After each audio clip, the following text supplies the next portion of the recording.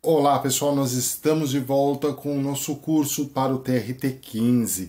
Nós vamos dar início hoje a um outro assunto que ainda tem uma certa semelhança, né, com a avaliação psicológica e o psicodiagnóstico. No entanto, ele vem falar de coisas mais específicas, como laudo, como parecer, como relatórios. Nós vamos usar muito a Resolução 007 de 2003, tá bom? E além de outros autores, tá bom? Outras fontes. Bom, vamos lá, vamos dar continuidade. Na resolução, nós vamos falar um pouco de avaliação psicológica, que nós já falamos, né? Mas é uma breve pincelada apenas acerca do que a resolução diz, para que nós possamos dar sequência, tá bom?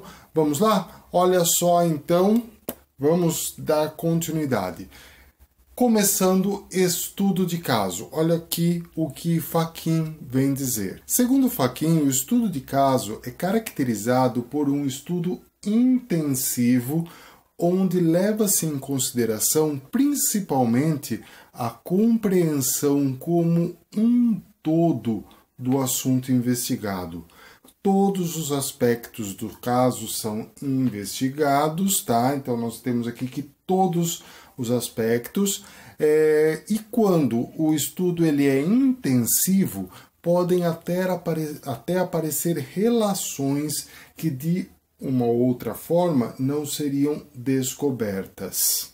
Bom, então, qual que é a maior característica do estudo de caso? Isso é muito importante. Ele é um estudo aqui intensivo, tá?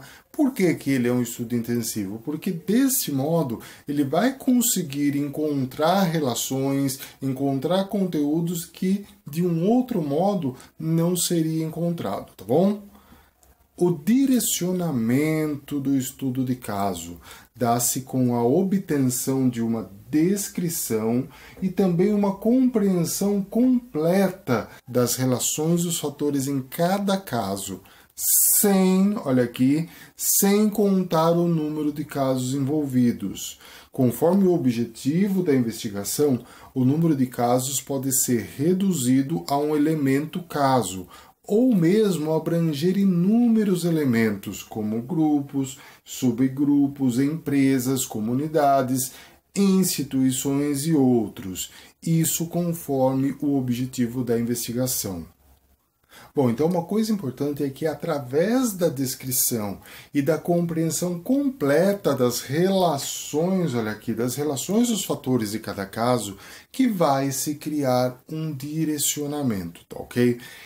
No entanto, de acordo com o objetivo de cada investigação, pode ser reduzido um elemento do caso ou mesmo abranger-se inúmeros outros elementos. Então, vai depender muito do objetivo de cada investigação, tá bom?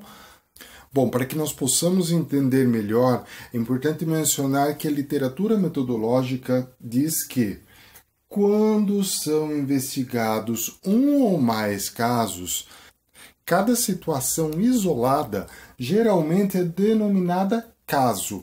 No entanto, o procedimento da apreciação, quando não se levar em conta o número de casos, esse é denominado método de casos, tá bom?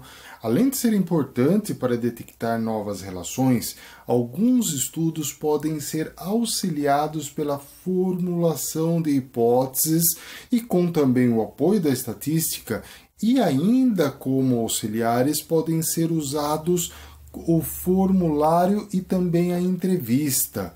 E em casos excepcionais, o questionário também pode ser um instrumento de pesquisa.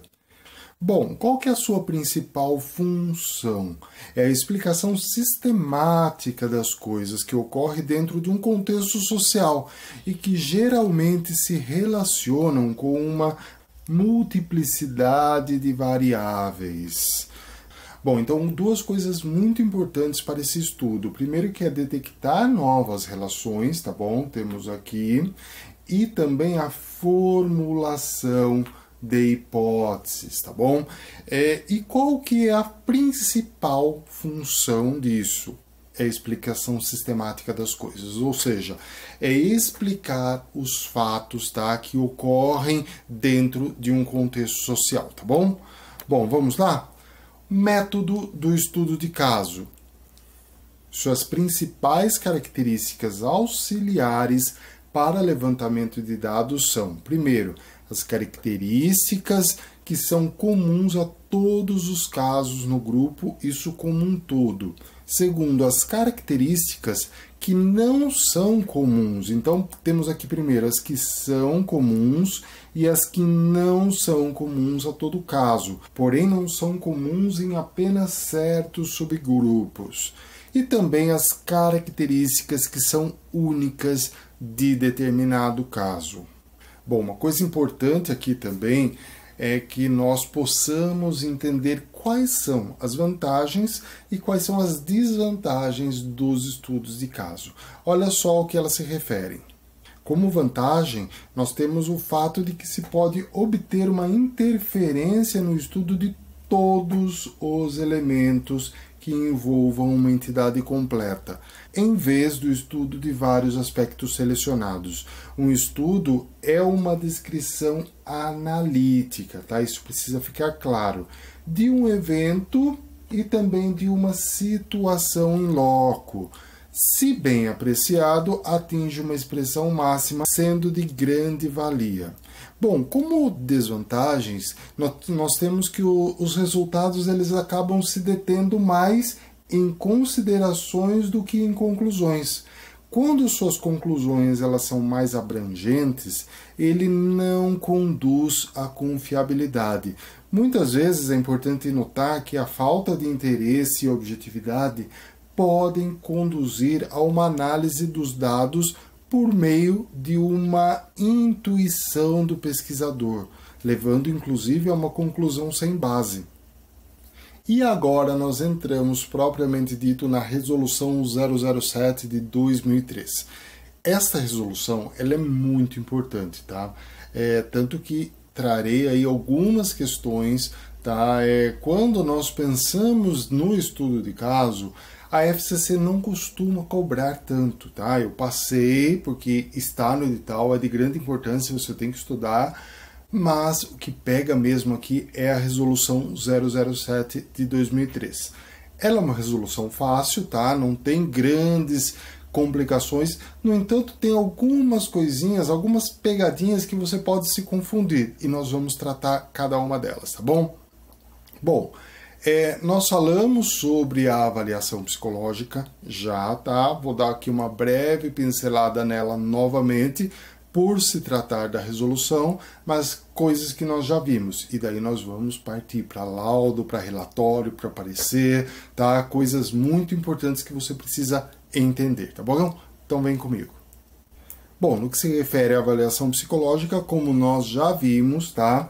Ela é entendida como um processo técnico-científico de coleta de dados, de estudo e também de interpretação das informações. Isso a respeito dos fenômenos psicológicos, nós já vimos isso, é apenas uma pincelada rápida, tá bom?